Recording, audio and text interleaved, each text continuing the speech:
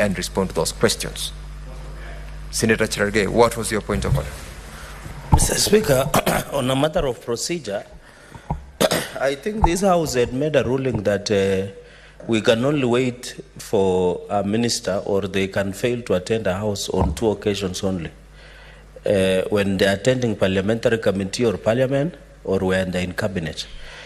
Mr. Speaker, could you clarify to this House which procedure would force the House to adjourn and re-adjourn to wait for a cabinet minister who was well versed that he should have appeared today at as from 9:30, looking at many issues, Mr. Speaker, sir, so that we don't build a tradition where in future, if a cabinet minister feels that they don't want to come at 10, they will come at 12, and imagine that the House will freeze or proceed with other House business so that they can come. I think the neater way should have, even if they are busy, the neater way should have been to reschedule to a later date.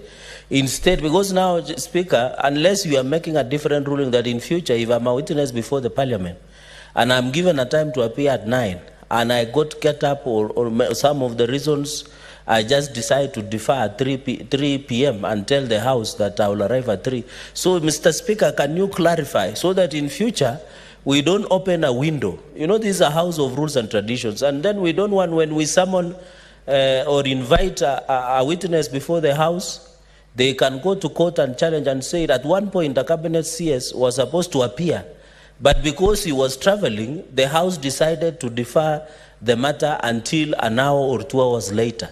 So we need to be very clear so that we don't open a very dangerous window that will abuse the parliamentary privilege and the position of Parliament, because we have agreed there are only 2 situations that you can avoid sitting, cabinet meetings and appearing before Parliament. Can you clarify so that we don't risk other issues that might crop up in future? I thank you, Mr. Speaker.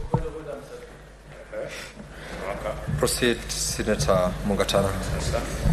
Mr. Speaker, in addition to what my colleagues have said, I just wanted, Mr. Speaker, to say that it's important for cabinet secretaries to honor the summonses here. In particular, I was personally waiting for CS Murkomen because we have a national embarrassment at the airport where rain is falling.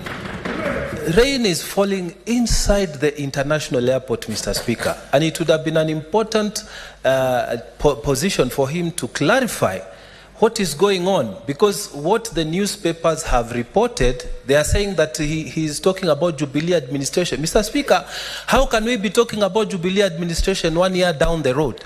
We wanted the minister to come and clarify, and this is an important podium for him. Isn't that more important than traveling, Mr. Speaker, traveling to wherever? Mr. Speaker, I think you should be very firm about these ministers. We want them to honor the time that is in this House, Mr. Speaker, especially when important things that are embarrassing the nation.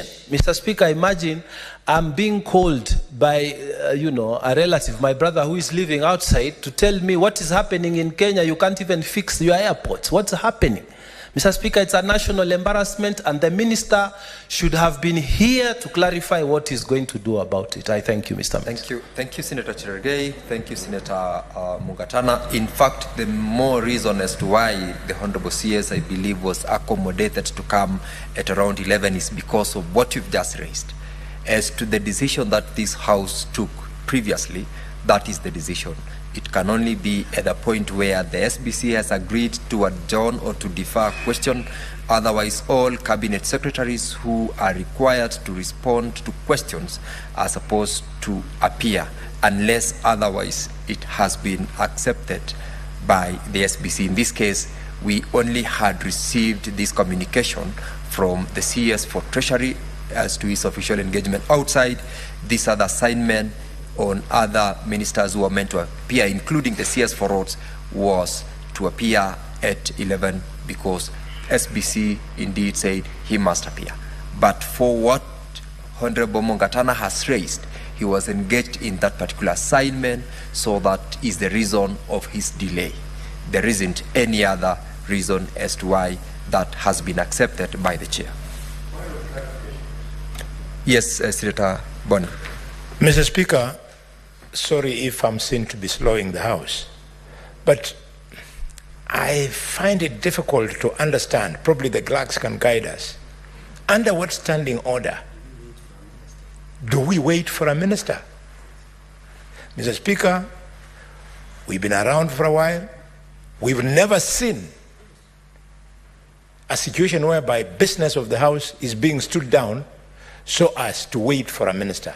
And even if we are going to do it, Mr. Speaker, could you tell us, are we suspending the House? Senator Boni, I had already indicated that we are calling the next order to deal with the motion for purposes of making sure that the business of the House is not suspended.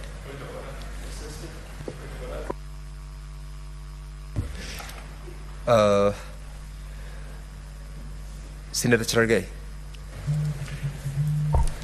Mr. Speaker, I want to repeat what my colleagues have said. With all tremendous respect, I know you have power to rearrange the order papers by the standing orders. But, you know, how do we look before Kenyans if we can wait for a cabinet secretary? You know, it is not, Mr. Speaker, can you rule that the CS should appear in next possible sitting so that we can proceed with other matters, Mr. Speaker? Because it's unmatched. I am not aware. You are talking about the issue of leaking roof in JKIA, the issue of roads that have been swept away by floods. You know, these are issues that we needed the Cabinet Secretary Murkomen to come and clarify on what the ministry is putting interventions of floodings in the country. So, Mr. Speaker, what we are arguing is just for neatness of the House. Since now you have rearranged the order paper, which you have powers to as per the standing order, can you direct that? Because if Senate becomes the first parliament, in fact, parliament does not even wait for a president. If we wait for a cabinet minister by the name Murkomen, it will be a national embarrassment plus what is happening in JKIA of leaking terminal roofs, Mr. Speaker. So what I request with out of respect, and I know you are a gentleman, you are a good man, allow the House to proceed, advise the SBC because you are a learned senior counsel, advise the ISPC that out of the neatness and respect and tradition of this House, let the minister be allowed to appear at a later date. It will be neater. Then we proceed with other matters. There is extension of ad hoc committee, Mr. Speaker, ad hoc committee by Senator Chute. There is the issue of debate of presidential State of the Nation address to be addressed, Mr. Speaker. And Mr. Speaker, finally, I want to repeat what I have said. There are only two instances that you can fail to appear before Parliament. When you are only attending a cabinet meeting, Mr. Speaker. We shall not allow the CS Murkomen to take this House for granted. He was here. He knows the value of Parliament, Mr. Speaker. Mr. Speaker, we have received so many complaints. Even Chute will tell you in Marsabit, Mogadishu roads in northern Kenya, the roads have been swept away, Mr. Speaker, by floods. So, Mr. Speaker, can you rule that we allow the CS to go and see those roads and leaking in roofs in JKI, then we give him a later day next week, then we proceed with the matters of the House. Considering, Mr. Speaker, our agenda is heavy. Mr. Speaker, please properly guide the House for the benefit of all of us, Mr. Speaker, and so that at least some of us can move with other issues.